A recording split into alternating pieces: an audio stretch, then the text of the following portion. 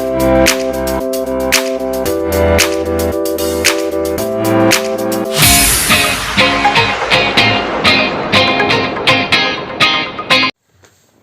friends, welcome back to my YouTube channel. Its name is Pass Coaching Channel. This is our part 4th of chapter 7, Permutations and Combinations. Today we are going to start the topic what is permutations and what is the basic concept of this permutation and also its a formula. हमने पिछली video में discuss किया था part second में I think so arrangements of the objects in a definite order is known as permutation. आपके पास objects given होगी, digits हो सकते हैं, लेटर्स हो सकते हैं, कुछ भी गिवन हो सकते हैं। आपने क्या करना है, उसके पर्टिकुलर ऑर्डर में उसकी अरेंजमेंट्स बनानी होती है, उसको हम परमुटेशन बोलते हैं। जैसे मैं आपके पास बोलूँ, if there are 3 letters A, B, C, then find the total number of permutation.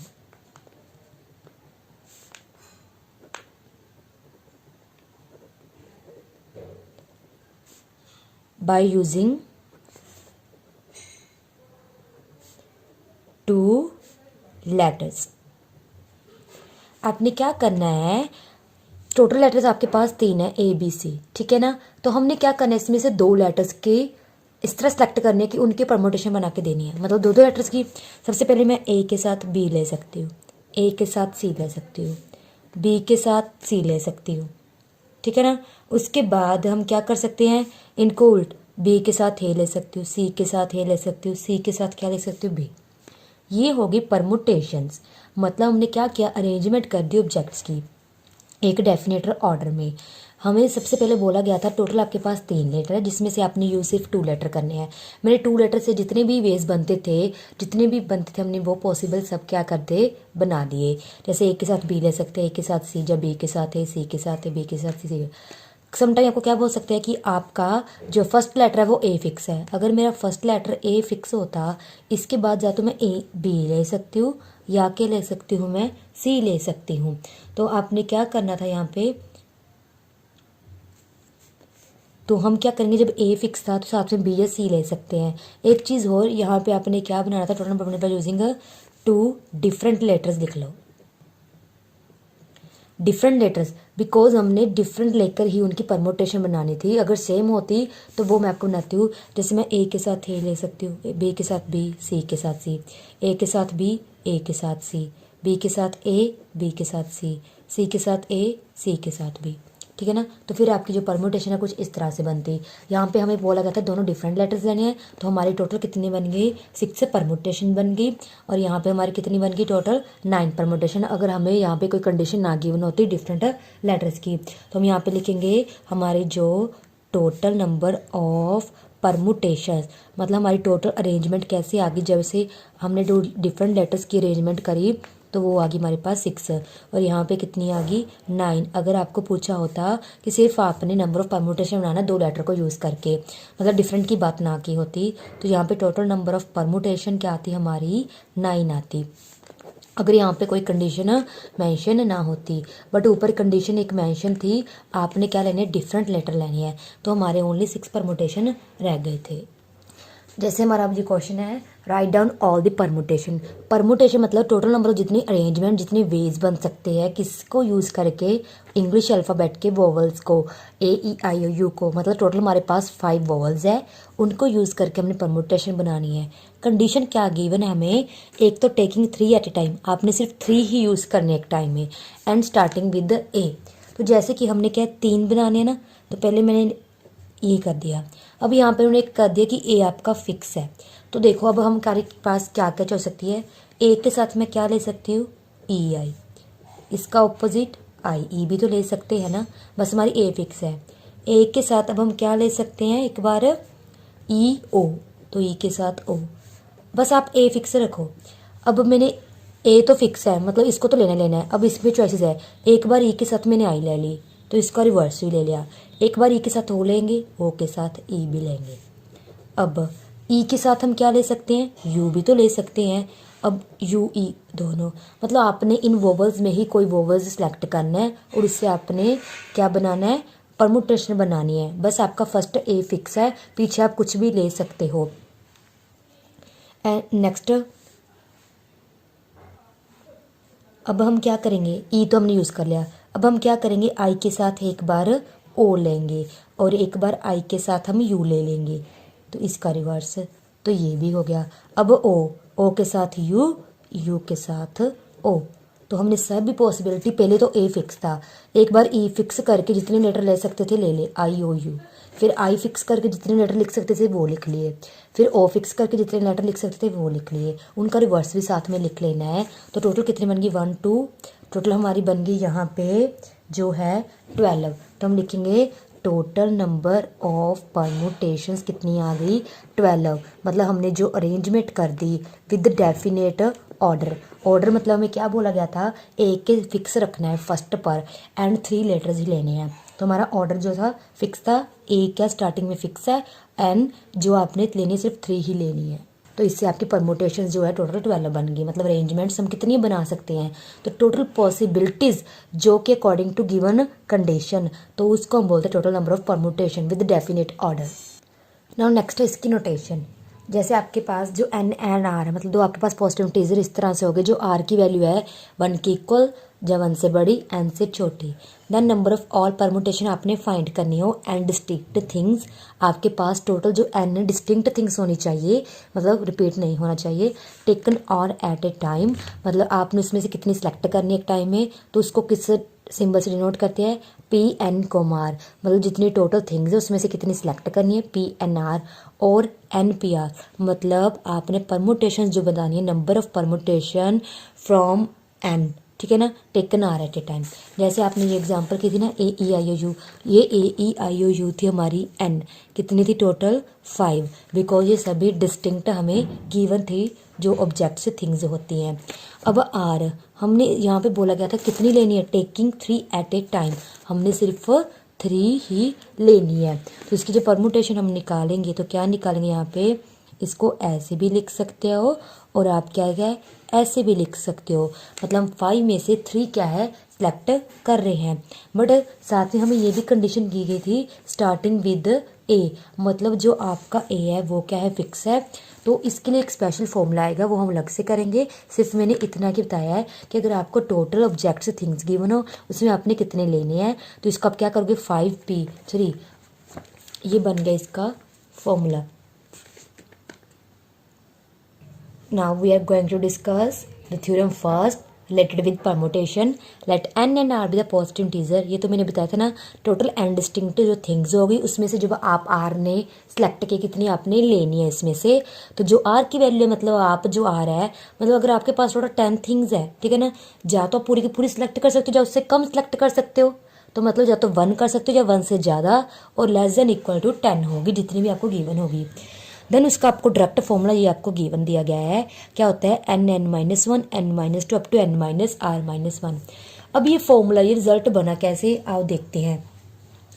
सबसे पहले हमें पता है जो हमारे पास एन क्या है, टोटल नंबर ऑफ जो डिस्टिंक्ट थिंग्स है। पहले आपको थ्योरम को अच्छे से समझना फिर इसको नोट करना। एन जिसमें से हमने क्या लेनी है, जो आर लेनी है टेकन एट ए टाइम, एक टाइम पे आप 8 का सिलेक्ट कर सकते हो एन में से। तो आपने देखना है कि हम कितने वेज से जो आर, मतलब अगर आप 10 में से 3 सिलेक्ट कर रहे हो तो आपको वो 3 प्लेसेस के लिए 3 जो आप सिलेक्ट करने उसके लिए कितनी पॉसिबिलिटी है, कितनी आपके पास चॉइसेस है उसको सिलेक्ट करने के लिए।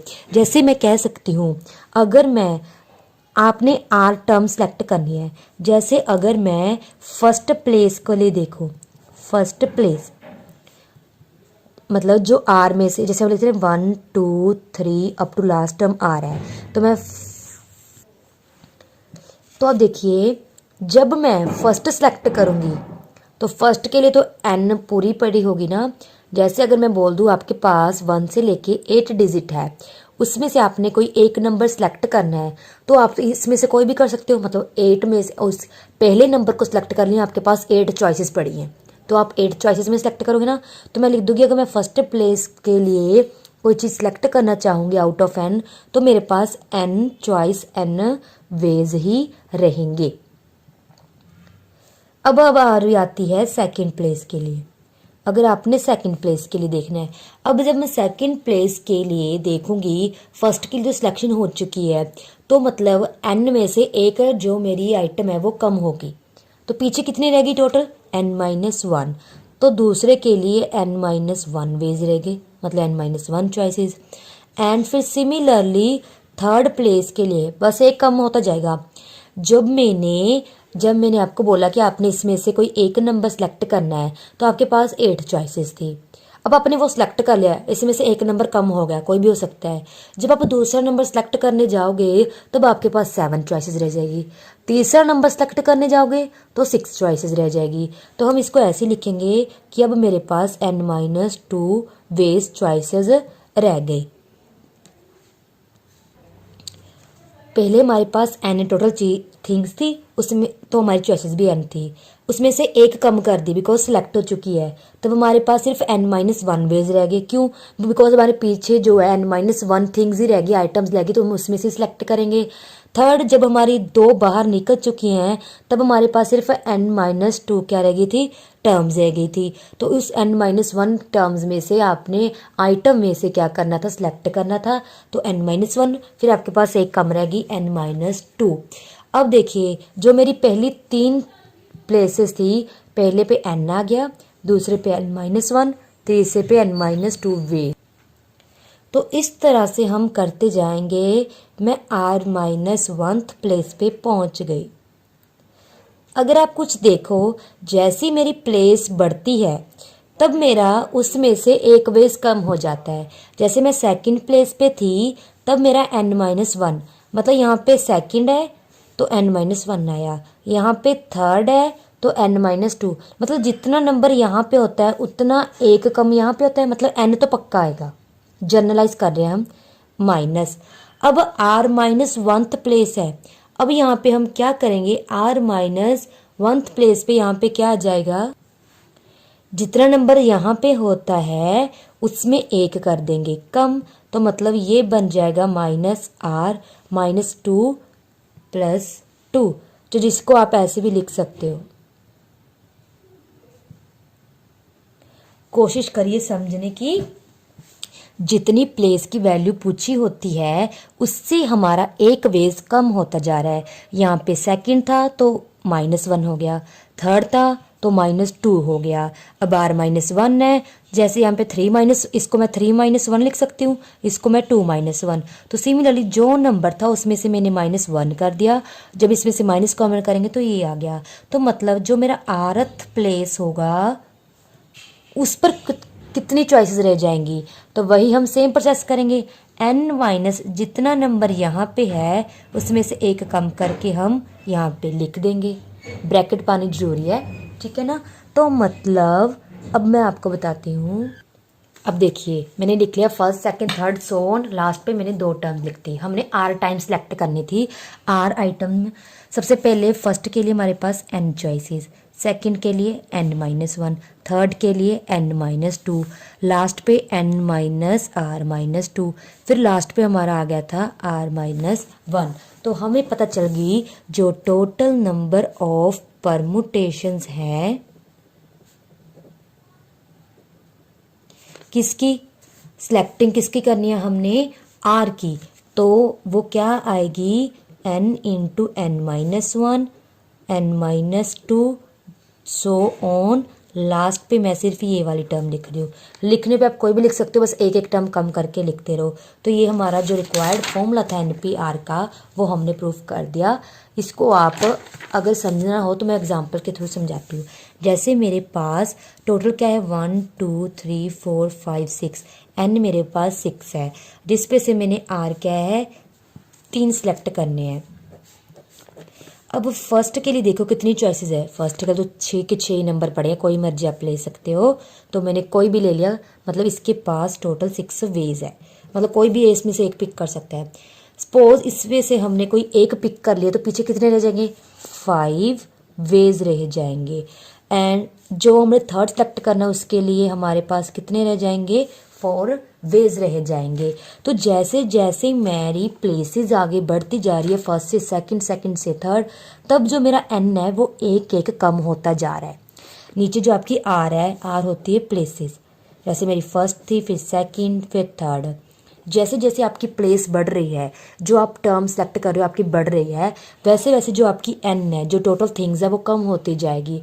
जैसे आप कह सकते हो क्या है, आप अपने घर में क्या ले आए, कोई स्वीट डिश ले आए, लाइक गुलाब जामुन या रसगुल्ला, ठीक है ना। तो जैसे जैसे आपका जो है गेस्ट बढ़ते जाएंगे, जब आपके फैमिली के मेंबर्स कभी कोई आ गया तो कभी कोई आ गया, वैसे वैसे आपके रसगुल्ला क्या है कम होते जाएंगे उसमें से।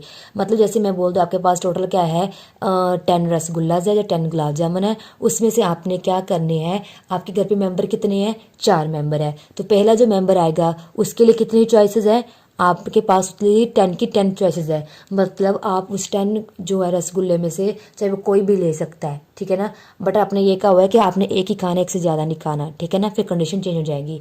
सेकंड जो बंदा आएगा, जब पहले वाला एक खा गया तो पीछे वाले के कितने बचेंगे, 9, तो वो जो 9 रसगुल्ला पड़े है उसमें से खाएगा। फिर जब कोई आ गया तब, क्योंकि एक जो ले गया हमने वो सिलेक्ट हो चुका है, फिक्स हो चुका है, जो दूसरे वाला नेक्स्ट वाला जो आएगा प्लेसेस जो भी आएगा उसके लिए चॉइसेस कम होती जाएंगी। Now next theorem is a formula of the permutation PNR NPR। इसका मतलब है permutation of किसकी, R things out of n। मतलब आपने R थिंग्स सेलेक्ट करनी है फ्रॉम आउट ऑफ n में, तो उसका फॉर्मूला ये होता है n factorial over n minus r factorial. ये बना कैसे देखते हैं, हमने फर्स्ट थ्योरम में रिजल्ट किया था ना, वो मैंने यहाँ पे लिख दिया है। अब नेक्स्ट आपने क्या करना है, इसमें से ध्यान से देखना।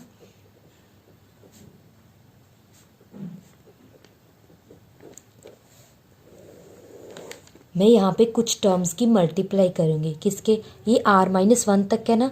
अब मैं क्या करूँगी इसमें, n-r मतलब अप टू सोन 3 2 1, जब आप कह सकते हो 1 से लेके n-r तक, जैसे 1 2 3 फिर n-r+1 n-r, ये रहा। ये आपने टर्म मल्टीप्लाई एंड डिवाइड करनी है इतनी, ये ऊपर मल्टीप्लाई करती है डिवाइड भी करती है। हमें पता है जो टोटल फैक्टोरियल है वो क्या होता है, continue product of first n natural terms. मतलब 1 से लेके n तक जितनी उसके बिटवीन नेचुरल नंबर उनकी प्रोडक्ट होती है, ये सभी नेचुरल नंबर है, ठीक है ना। देखो n भी क्या है, एक नेचुरल नंबर, मतलब सपोज आपने 10 लिया है और r क्या होगा, या तो 10 होगा या उससे कम होगा, उसमें से माइनस करते आओ तो ये कॉन्टिन्यू प्रोडक्ट बन गए। देखो n-1 मतलब ये कम ही होता जा रहा है, कम होता जा रहा है। लास्ट पे देखो ये पूरी काउंटिंग है 3 2 1, मतलब सिर्फ एक एक नंबर का ही डिफरेंस है। अगर आप चेक कीजिए, जैसे पहले आप 1 में ऐड किया 1 2 फिर 3 सोन, इसमें 1 ऐड करोगे जब ब्रैकेट खोलोगे ये बन जाएगा, फिर इसमें जब 1 ऐड करोगे तो ये बन जाएगा, बिकॉज जब खोलोगे जो बनेगा n-r+1। तो अब आगे से देखोगे 1 1 कम होता जा रहा है, पीछे से देखोगे तो 1 1 बढ़ता जा रहा है। तो ये बन गया टोटल n फैक्टोरियल, बिकॉज 1 से स्टार्ट होकर कंटिन्यू n तक है। अब ये देखो 1 2 3 अप टू सोन कहाँ पे स्टॉप हो रहा है, n-r, तो ये कंटिन्यू प्रोडक्ट होगी n-r टर्म, तो इसको आप n-r टर्म क्या है फैक्टोरियल। बिकॉज जब भी कोई फैक्टोरियल ओपन होता है, जैसे मैं आपको बोल दूँ कि मैंने लिखता है 7 6 5 4 3 2 1, अब देखो कंटिन्यू प्रोडक्ट है ना 1 2 3 4, लास्ट किस पे स्टॉप हो रहा है 7 पे, तो इसको आप 7 फैक्टोरियल लिख दोगे। अगर मैं 7 इसमें कट कर दूँ तो 6, मतलब जो भी आपका 1 से लेके कंटिन्यू जो लास्ट टर्म होगा जहाँ भी स्टॉप करेगा आपका वो आपका फैक्टोरियल होगा। तो ये 1 से लेके n-r पे हो रहा है, तो ये बन गया आपका PNR। जिससे मैं आपको समझाती हूँ, जैसे सपोज करो आपका क्वेश्चन में पूछ ले 5p3, तो आप इसको कैसे लिखोगे, ऊपर n फैक्टोरियल, देखो लिखा है ना n फैक्टोरियल, जो भी n होता है पहले वो, नीचे दोनों की माइनस करनी होती है, ऊपर n लिखना होता है n फैक्टोरियल, नीचे दोनों की सब्ट्रैक्शन करके फैक्टोरियल, तो इसको ओपन करके आपका आंसर 60 आएगा। ये टोटल नंबर ऑफ परमुटेशंस आ गई। अब आप देखो हमने पिछली वीडियोस में कहते हैं ना 0 फैक्टोरियल किसके इक्वल होता है, 1 के इक्वल होता है, उसका प्रूफ करने जा रहे हैं। अभी हमने इसका फॉर्मूला किया था, number of permutations of r from n कितने होते हैं, n factorial over n minus r factorial. अब हम क्या करेंगे, जब मैं r, अब यहाँ पे आपने क्या करना है put r is equals to n, तो r की जगह सभी जगह n कर दो। अब इसका मतलब क्या हुआ, n टर्म में से आपने n ही सिलेक्ट करनी है, मतलब जितनी गिवन है उतनी सिलेक्ट करनी है। जैसे बोलते आपके पास 3 पेन है तो आपने 3 ही सिलेक्ट करने हैं, तो वो क्या बन जाएगा, पहले आप क्या पता कोई तीनों में से कोई भी ले लो, फिर क्या लोगे 2 में से, फिर 1 में से, तो ये बन जाता है जितनी टर्म्स में से जितनी ही सिलेक्ट करने हो सारी की सारी, तो वो n फैक्टोरियल, ये भी n फैक्टोरियल, ये 0 फैक्टोरियल, तो 0 फैक्टोरियल इधर आ जाएगा, n factorial over n factorial cancel होके 1, देयरफॉर 0 फैक्टोरियल की वैल्यू क्या आती है 1, ये आपका यहाँ से बना है। ठीक है फ्रेंड्स, तो फ्रेंड्स जो भी हमने परमुटेशन से रिलेटेड जो स्टार्टिंग की जो हमारे कंसेप्ट थे, परमुटेशन से रिलेटेड जो थ्योरम्स थी वो कर ली हैं। नेक्स्ट वीडियो में हम जो इससे थ्योरम को है कैसे क्वेश्चन में अप्लाई करना है, कैसे इसको यूज़ करेंगे, वो हम प्रैक्टिस क्वेश्चन नेक्स्ट वीडियो में करेंगे। सो फ्रेंड्स आज के लिए इतना ही। Thank you friends, bye.